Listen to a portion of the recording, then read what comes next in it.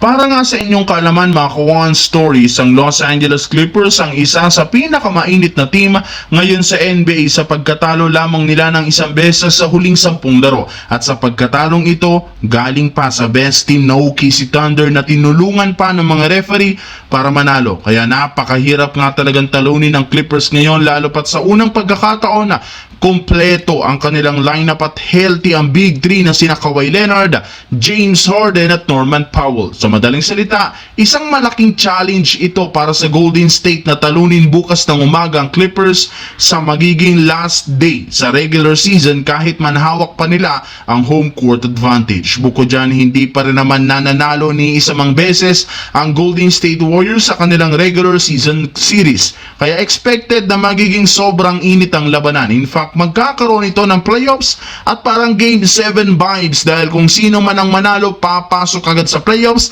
at kung sino ang matalo, babagsak sa play-in tournament. Samantala, kahit gaano kalaki ang napatunayan ng Los Angeles Lakers sa pagpasok nila sa playoffs bilang third seed, may ibang mga analyst pa rin ang duda sa kanilang kakayahan. At isa sa mga patuloy na nababatikos dito ay si Paul Pierce na sinabi sa isang podcast na wala pa rin talaga siyang tiwala sa Los Angeles Lakers na kakayahan nilang makapag-compete ng maayos sa playoffs. Sa katunayan, kung sakali man nga daw na makatapat nito ang Golden State sa first round ng playoff, sigurado nga daw na matatalo sila. Ayon pa dito, masyado nga daw kinakabahan si Lucas sa tuwing nakakatapat nito ang depensa ni na Draymond Green at Jimmy Butler na maaaring magpatalo sa Lakers. Kaya kung gusto nga po ng Lakers na magkaroon ng smooth na kampanya, mas gugustuhin nga ng kanilang team na makalaban sa first round ng Minnesota Timberwolves. May mas advantage rin naman ang Lakers sa Timberwolves kesa sa Golden State Warriors.